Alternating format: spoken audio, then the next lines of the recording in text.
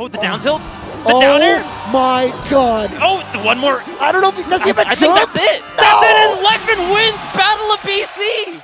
It's often said in Melee that a character defines us, our identity, our personalities. But how does that work exactly? While some have changed characters or adopted a dual main, very few players have picked secondaries to be used in just one matchup.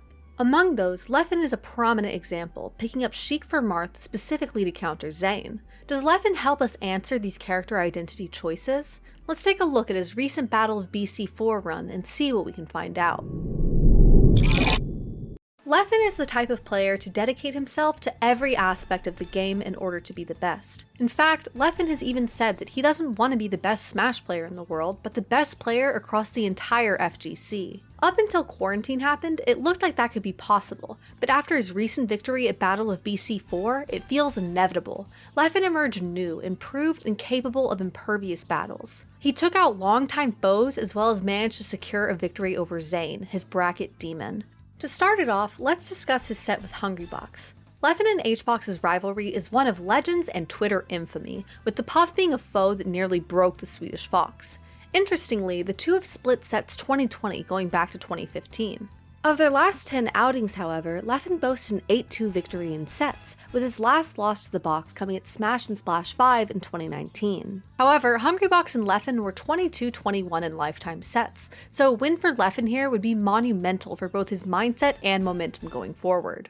It should also be noted here that in his games as Fox at Battle of BC, Leffen wore a blue skin in honor of Chillin' Dude, a Melee legend who recently suffered a stroke. His family is currently running a fundraiser for his medical expenses, and the link is in the description if you feel inclined to donate to a legend of the scene. With respect for his elders pumping through his veins, Leffen put the pedal to the metal against HBox, ending the set in a clean 3-0 in less than 10 minutes. From this set and the set they had previously at Smash Summit 13, another clean 3-0, Leffen is looking untouchable in the Jigglypuff matchup, especially when he's playing Hungrybox. Throughout the set, Leffen utilized Fox's incredible recovery, plethora of options, and speed to move and juke around the relatively slow Jigglypuff. It's no surprise given the recent record that Leffen's Fox absolutely trounced Hungrybox, even ending the set in a 4-stock against the Clutch God. After the two faced off in winners finals, Leffen was sitting happy and unbothered on winner's side of grand finals. Facing him this time in grands was Leffen's friendly rival and bracket nemesis Zane. Before we get into Leffen's sets against Zane at Battle of BC, we have to run down the history. Leffen's Melee career began in 2010, but rose to immense prominence by 2015 after Leffen managed to be the first player to beat all 5 gods of Melee, earning himself the title of the Godslayer. On the other side, Zane came into the scene in 2015, quickly rising to the top with historic wins such as Shine 2018 and Genesis 7. After earning first at both Genesis 8 and Pound 2022 this year as well, many are willing to dub Zane as the current greatest Melee player, but Leffen has been absolutely threatening that title. The two have gone head-to-head starting in 2017 at Smash and Splash 3, where Zane bested Leffen in a close 3-2. Okay, just gets to the tipper! Oh my god!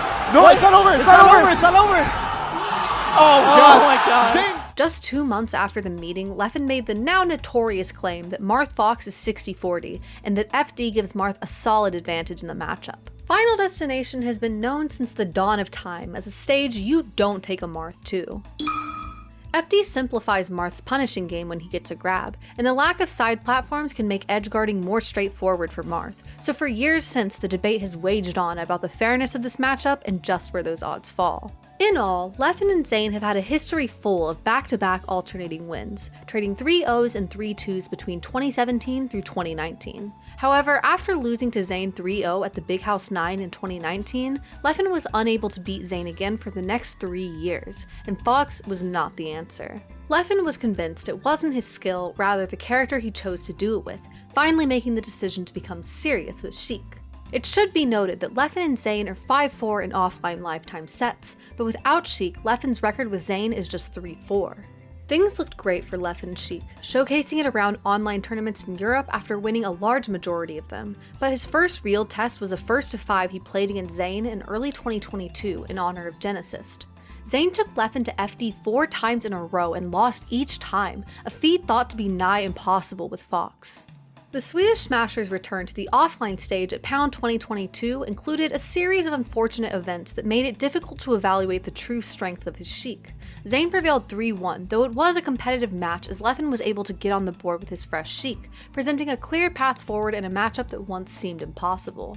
Following Pound came Smash Summit 13, where Leffen had some shaky results with his Fox. He managed to prevail over HBox 3-0 that weekend, but ultimately exited the tournament at 9th after being bested by Jmook's Sheik, then being dismantled by Laud.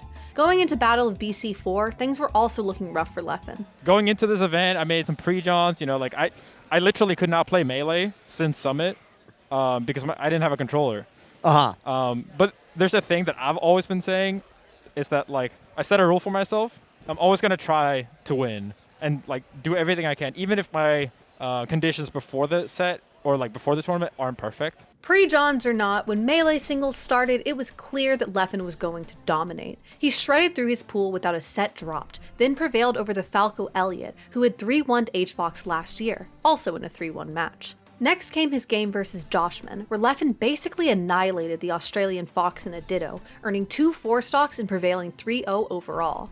Finally, Leffen took AMSA 3-0, reversing the results of their last meeting at Pound 2022. That brings us to the first set between Leffen and Zayn at Battle of BC4, winners semifinals. Leffen was absolutely explosive this set, rushing down Zayn as if he were a Fox and capitalizing on nearly every opening he got. Although the set concluded resoundingly in Leffen's favor, it began as a nail-biter, with Game 1 on Battlefield going to Zayn following a rough SD from Leffen. Throughout the set, Leffen showcased an adept ability to extend his punishes on platforms by capitalizing on grab follow-ups and aerial coverage, leaving Zayn little to no room to breathe once he got an opening. He also opted to not go for needles off stage as an edge guard for most cases, instead staying on ledge and attempting back airs to stuff recovery.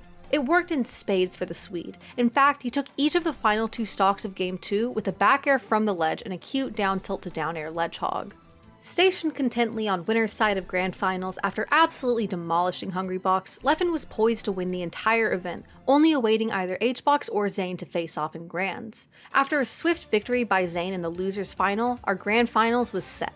Leffen showed more of the same in Grand Finals as he did in Winners, perhaps beating Zayn even worse than he had previously this tournament, besides the set counts being the same and the games all being seat clinchers. Game 1 started on Battlefield, but unlike their set earlier, Leffen took this game, gaining an early 1-0 lead. Leffen also opted to use needles more this set to force Zayn to change his recoveries, reminiscent of how a Peach will throw a turnip to force an opponent to respond suboptimally.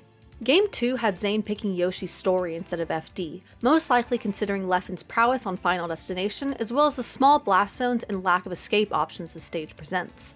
While this game was certainly tight, Zayn eked out the victory, and Leffen chose to go to Dreamland for Game 3.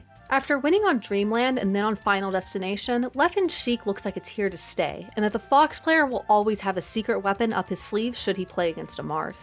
It was great to see a huge Leff return to form and take a tournament after such a long and stress-inducing hiatus, but hopefully things are settled on that end and we can finally see Leffen competing overseas again as we discuss how he may actually be the best player in the world. It is notable to bring up that Leffen also became just the 5th Sheik to win a major, the other 4 being Captain Jack, KDJ, AMSA, and Plup, so it seems that Leffen is in historic company. Additionally, 3 of those Sheik players were international, boasting the EU and Japan mastery of the character higher above the US. Ultimately, Battle of BC4 was rich with upsets and there is much left to wonder on. What if Jmook had managed to beat HBox, avoiding the Yoshi matchup that caused his fall? Just how much will AMSA begin to dominate once he finalizes his move from Japan and its smaller melee scene to Canada, a scene full of greats? What will Zayn do to best all of these tenacious Sheiks? Or, even as Leffen himself wondered, what would have happened had he been sent to face the dazzling fox that is Moki? Sometimes it's the luck of the bracket that decides your fate, but minor luck or not, Leffen absolutely earned this massive victory. What were some of your favorite moments of Battle of BC4? Do you think Leffen may eventually turn into a full solo Sheik main? Leave your comments down below and be sure to subscribe to PGstats for more analytical fighting game content.